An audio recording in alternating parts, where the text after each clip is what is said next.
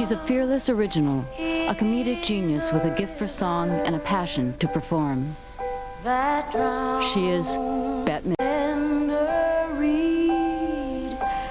I knew I had to be a star. I had no hope for anything else. It's the only thing that occurred to me. You know, it was the only way out. Her talent is positively dynamic, an unstoppable urge that demands artistic expression. Some say love. God made some people a certain way, and she has this furnace in her that keeps burning, and she just has this unquenchable desire to keep going. Guided by an abiding belief in herself, Bette Midler's never been afraid to take a chance and let the chips fall where they may. I was very lucky. I was in the right place at the right time and allowed to be whatever I could think of being. Behind her stardom is more than just the story of the talent and perseverance that won her fame in movies and music. Bette Midler is an example of raw guts and gracious courage.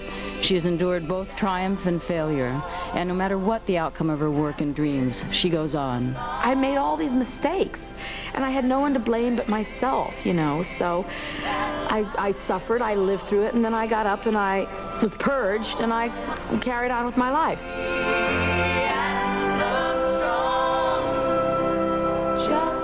Now, at the milestone of her 5th decade, Bette Midler's life is more enriched than ever. She has the love of a husband, the joy of a daughter, and the undiminished ability to sing like no one else in the world. I think that she really has an ability to move people. To me, she's a force of nature as a performer. Tonight, the divine Miss M, as you've never seen her before. Bette Midler, an intimate portrait. Next.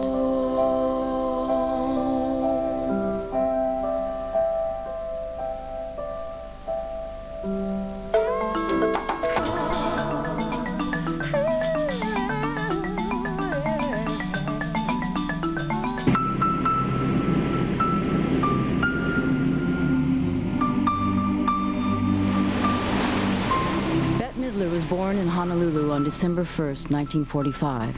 Her father, Fred, moved there to paint houses for the Navy with his wife, Ruth, and Bette's older sisters, Judy and Susan, in tow. My parents had no money. I was raised kind of poor. And we all had a sense of humor, and we all had a healthy respect for other people. We learned kindness, we learned real good stuff. Bette's father was practical to a fault, while her mother adored the fantasy and dreams of the movies. My mother loved show business, and she did love Judy Garland, and she loved Susan Hayward, and she loved Bette Davis. And I was named for Bette Davis, my sister was named for Susan Hayward, and my oldest sister was named for Judy Garland.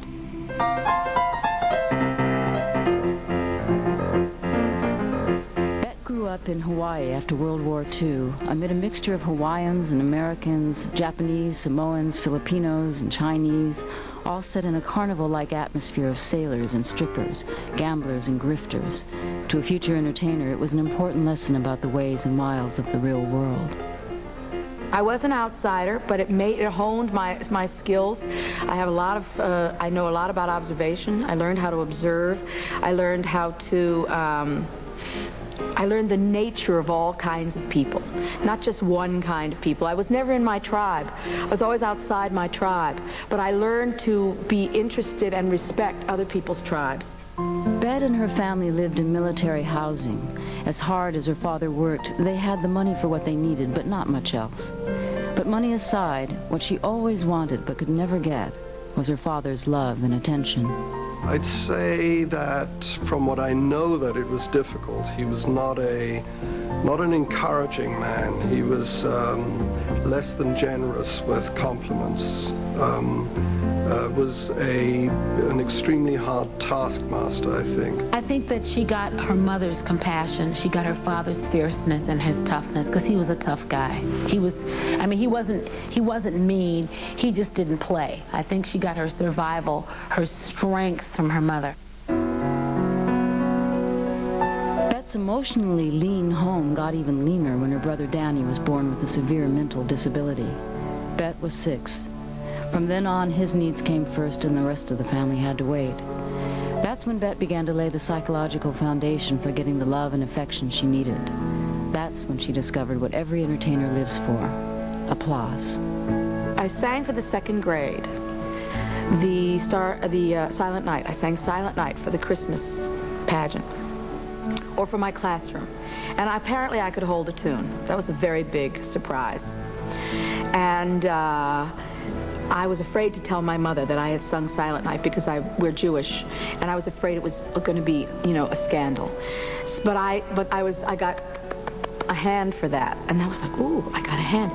And the second time I got a hand was when I was in the 5th grade, and Barbara Nagy and I did a sketch for the 5th grade class, and that got us a hand. And that was a very big deal for Barbara Nagy and me. Bette's first thrill from an audience filled her up in a way she had never known before. Soon she was singing for the entire neighborhood from her outdoor Hawaiian shower. Then it really happened. In the 6th grade, she entered a talent competition that changed her life with the song she sings to this day, Lullaby of Broadway. I beat Diane Lucas, who sang Don't Be Cruel or Heartbreak Hotel. Elvis was just out. That shows how old I am. Anyway, that was a very big deal. And that stayed with me. I mean, I remember everything about that. I remember the clothes I was wearing. I remember the way it felt.